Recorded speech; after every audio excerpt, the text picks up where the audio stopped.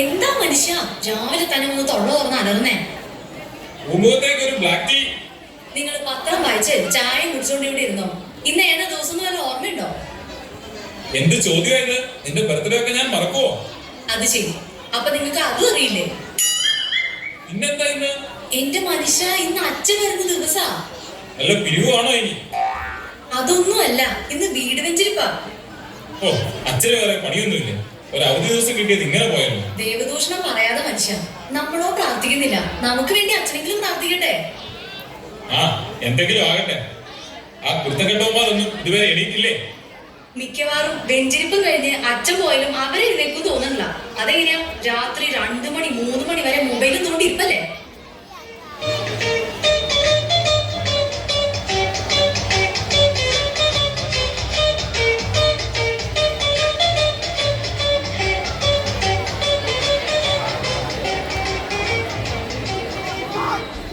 സമയം 12 മണി ആയതേ ഉള്ളല്ലോ.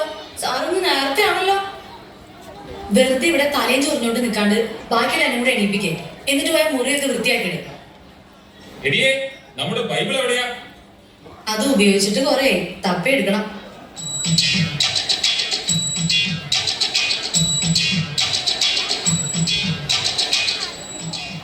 എല്ലാവരോടുമായിട്ട് പറയാം, വേഗം ബൈബിള് തപ്പിയെടുത്തോ. അച്ഛൻ വരുമ്പോ ഇവിടെ ബൈബിൾ ഇല്ലാന്ന് വന്നാ നാണക്കേടാ.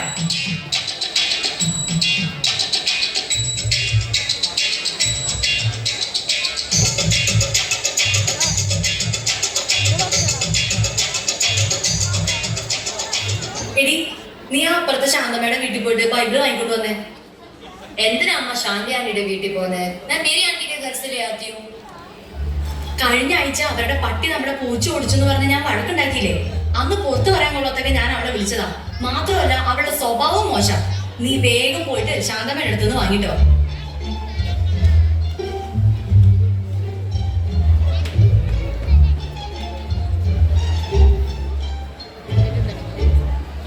എവിടം വരെയായി കാര്യങ്ങളൊക്കെ? ആ, ഈ വരുന്നു. ആ, എന്നാ നടക്കട്ടെ. ആ, ആരോ കഥകൾ മുട്ടുന്നു. അച്ഛൻ വന്നു എന്നാ തോന്നുന്നേ.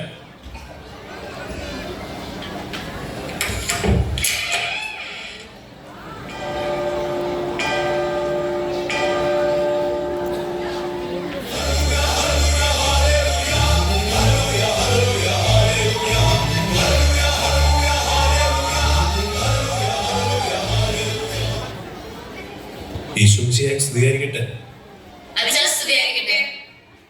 എന്നാ അച്ഛാ ഇരിക്കാം. ഒരാളെയും കൂടെ കാണാനുണ്ടല്ലോ. അമ്മച്ചി എന്തി? എടി അമ്മു, നീ പോയി വല്യമ്മയെ വിളിച്ചോണ്ട് പോവാ.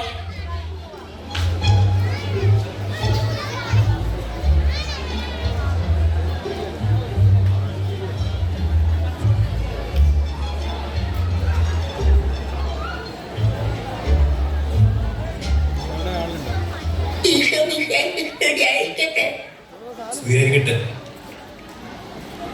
മൈക്കിളെ, കുറച്ചുനാളായല്ലോ പള്ളിയിലേക്കൊക്കെ കണ്ടിട്ട്.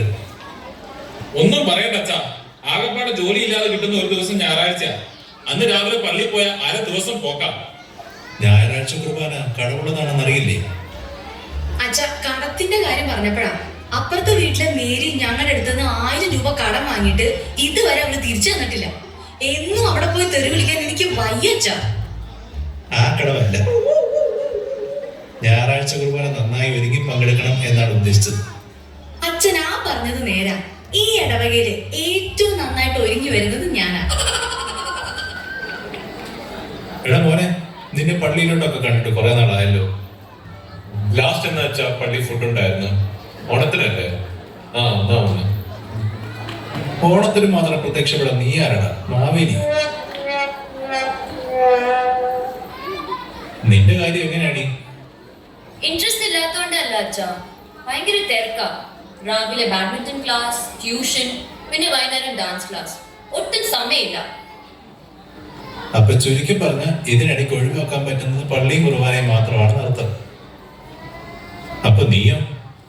അച്ഛൻ, ഞാൻ പള്ളിയിൽ വരാറുണ്ട്. അച്ഛൻ കാണാത്ത. അങ്ങനെയാണെങ്കിൽ അടുത്ത ആഴ്ച മുതൽ നിന്നെ പള്ളി മുമ്പിൽ കണ്ടോണം. മക്കളെ, ഈ കുർബാനയ്ക്കും സൺഡേ സ്കൂളിലൊക്കെ നമ്മുടെ ജീവിതത്തിൽ വലിയ പ്രാധാന്യമുണ്ട്. അങ്ങനെ പറഞ്ഞു കൊടുക്കച്ച. ഞാൻ പറഞ്ഞു ഇവർക്ക് ഒരു അനുസരണയില്ല. അതിന് നിങ്ങളെല്ലാം ഞായറാഴ്ചയും വരാറുണ്ടോ? ഇല്ലച്ച, സൗകര്യത്ത് വരുമ്പോ വരാറുണ്ട്. കുടുംബ പ്രാർത്ഥനയെങ്കിലും ഉണ്ടോ? അതങ്ങനെയല്ല അച്ഛാ. വർക്ക് കഴിഞ്ഞ് വന്ന് ഇതിലൊന്നും സമയം കിട്ടില്ല. പിള്ളേരുടെ കാര്യമാണെങ്കിൽ ട്യൂഷൻ ഇല്ലാതെ അവരെ എവിടെ എത്തിക്കാനും പറ്റില്ല. അച്ഛാ, ട്യൂഷൻ മാത്രമല്ല, എൻട്രൻസ് കോച്ചിങ് കൂടെ ഉണ്ട്. എന്റെ മക്കളെ, നിങ്ങൾക്ക് ഇതിനിടയ്ക്ക് ഭക്ഷണം കഴിക്കാൻ സമയം കിട്ടാറുണ്ടോ? ഭക്ഷണം മുടങ്ങിയാലും കുളി മുടങ്ങിയാലും ട്യൂഷൻ മുടങ്ങാൻ പാടില്ല. അതാണ് ഇവിടുത്തെ rule. എന്റെ ദൈവമേ, ഇതിലും നല്ലത് ഉഗാണ്ടയായിരുന്നു.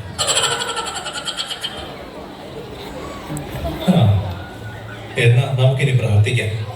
എടാ മോനെ, നീ ആ ബൈബിൾ എടുത്ത് എഫേസോസ് 5:22 മുതൽ ഒന്ന് വായിച്ചേ. ബൈബിളും മതി.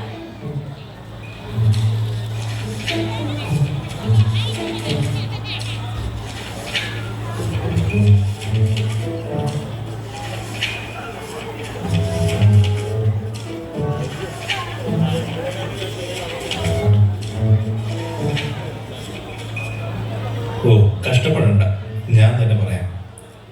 മക്കളെ, ഇപ്പോൾ നമ്മൾ കൈത്താക്കാലത്തിലാണല്ലോ. കൈതക്കാലോ?